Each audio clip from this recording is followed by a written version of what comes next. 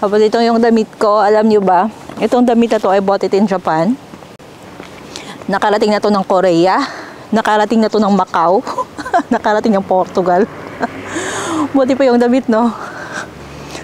Baka may mga nagtatanong dyan, meron pa bang job offer na dumadating sa akin? Sometimes you will encounter some problems when it comes to that.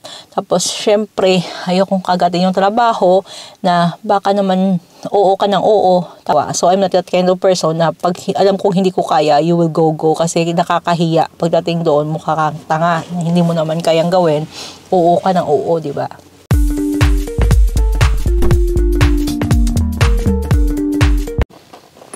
Hello everyone, good morning and welcome to my channel. Welcome to my vlog. So today, nandito tayo sa parking area na kung saan sa aming barangay. Pag kayo po ay mag-travel dito sa Portugal, kung may mga van kayo, caravan, this is the place where you can park. So makakapag-park po kayo dito, yan, sa caravan, dito po nyo ilalagay.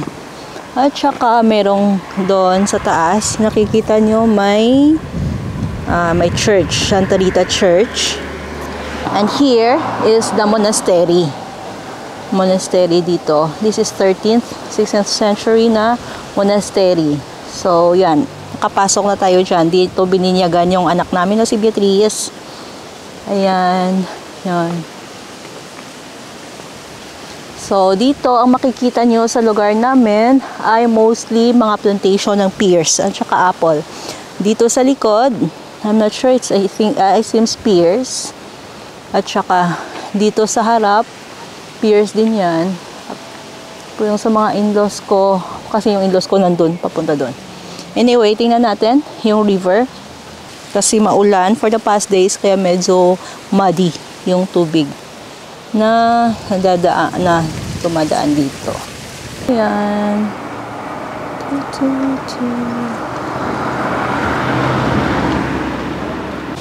So for now, after nito ay pupunta kami sa aking in-laws.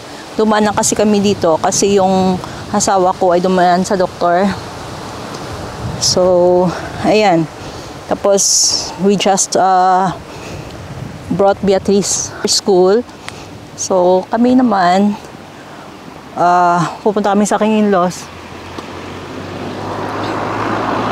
We are going to pick up water. At saka after that, after pick up water, titingnan natin kung nakailang sako sila ng olives. Kasi, yung olives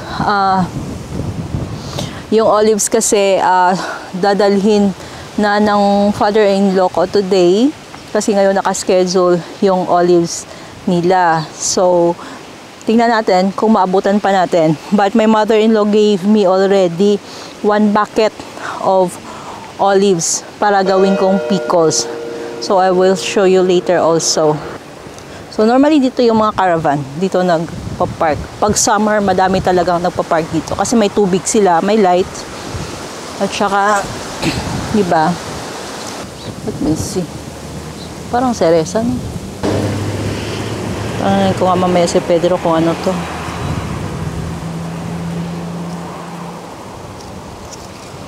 May siyang bunga. Parang yung seresa siya. Hindi ko alam na yan. Sobrang lakas ng hangin. And for the past days, sobrang ulan. So, yun. So, tambay tayo muna dito while waiting for my husband. Ayokong pumasok sa clinic kasi ayokong pumasok. Uy, may aso. Takot ako sa aso. Ayokong pumasok sa clinic kasi daming naubo. Tapos ako pa. Huwag na. Tapos ito yung damit ko. Alam nyo ba? Itong damit na to, I bought it in Japan. Nakarating na to ng Korea. Nakarating na to ng Macau. Nakarating ng Portugal. Buti pa yung damit, no? Daming narating. I will go inside. There's a dog. Takot ako. Kasi nakagat ako ng aso dati nung maliit pa ako eh. Look at that. Walking like a lola. Sorry for you, doggy, but you have to go inside. Kasi natatakot ako sa'yo. Yan, may dog na ganyan ang lakad. I don't know. I will go inside. Ano yung aso? Takot ako sa aso. Baka na pang gawin, Diyos ko, makagat ka, wag na. Hirap pa naman nga panahon ngayon. Anyway, so yeah. So, pag ganyan yung life natin dito for now. So, for the past days, meron din akong actually meron din mga job offer na dumating sa atin. Para may mga nagtatanong dyan, meron pa bang job offer na dumadating sa akin? Yes. For the past months, meron din akong job offer na sa Netherlands actually. But, there are some things na hindi naman natin pwedeng kagatin lahat. So, ayan, I'm still here. I'm not working. But, today, first week, yes, I got a job offer again. Pero, hindi ko din kakagatin kasi yung experience ko sa oil and gas ay hindi naman ganun not that, how do you call that, long. Hindi kasi ako nagtrabaho na, yung work experience ko ay mga let's say mga 10 years. Pero yung sa oil and gas, mga 5 to 6 years lang siya talaga. So, nag-stop na ako. If nag-continue ako ng work until now, so may mga 20 years na sana, 15 to 20 years na sana akong experience. So, my age and my work experience, hindi nag-align. Kasi nag-stop nga ako ng pagtatrabaho. So, hindi nag-align yung age ko sa work experience ko. So, yun. Sometimes you will encounter some problems when it comes to that.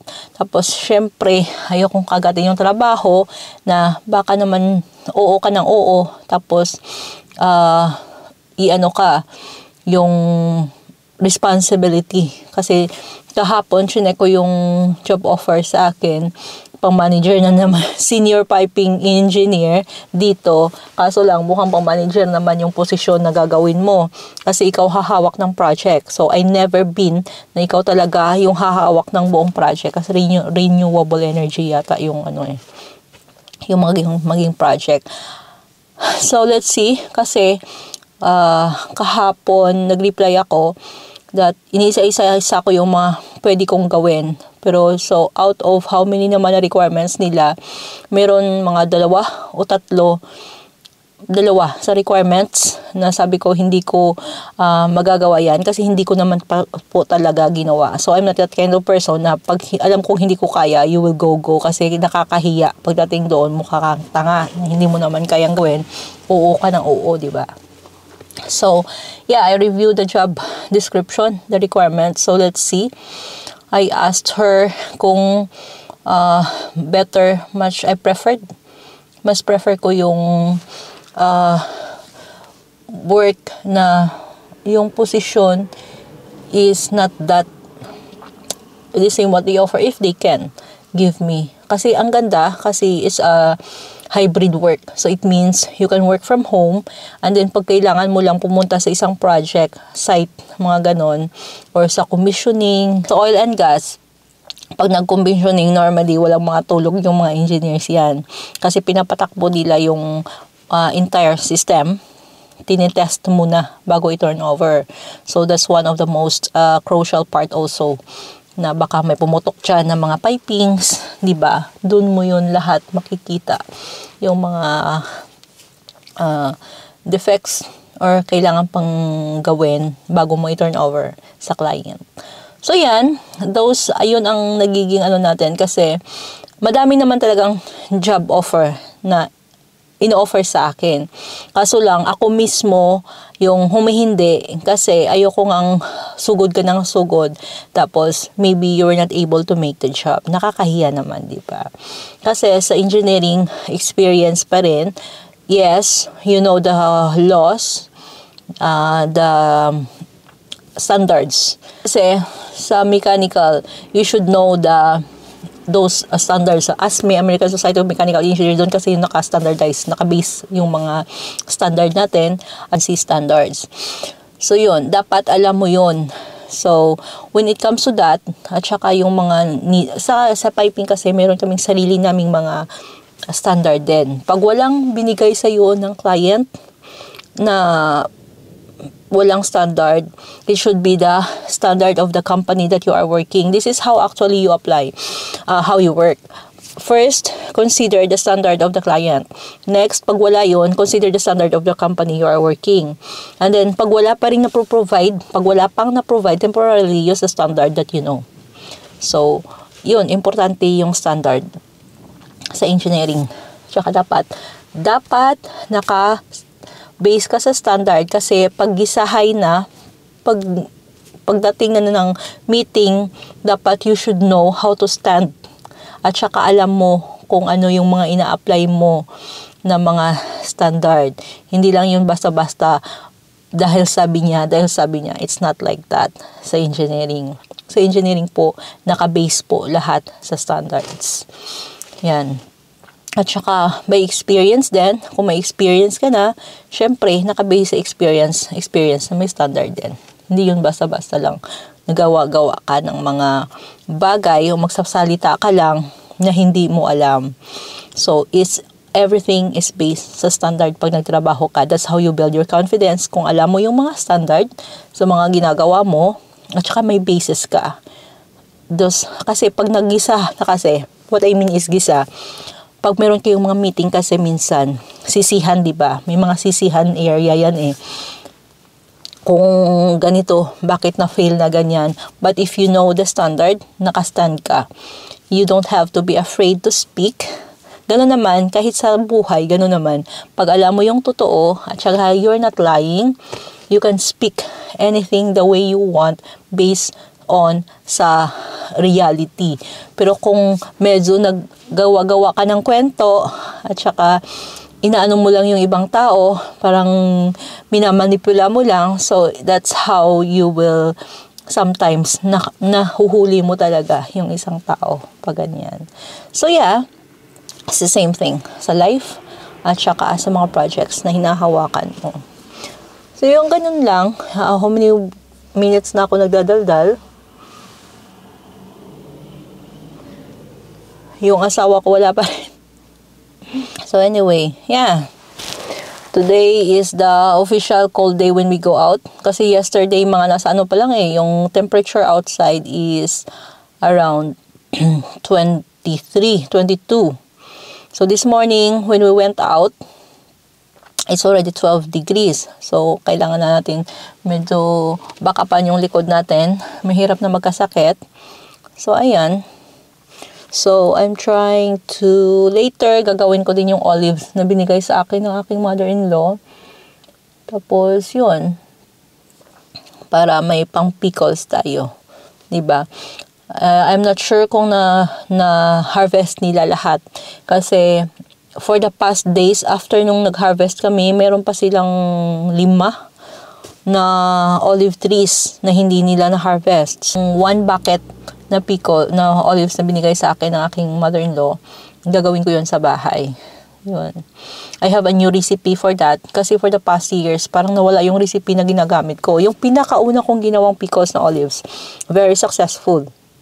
Yung pangalawa, hindi siya naging successful kasi medyo kulang yung fermentation na time ng paggawa ko. So, yun. So, this year, I search.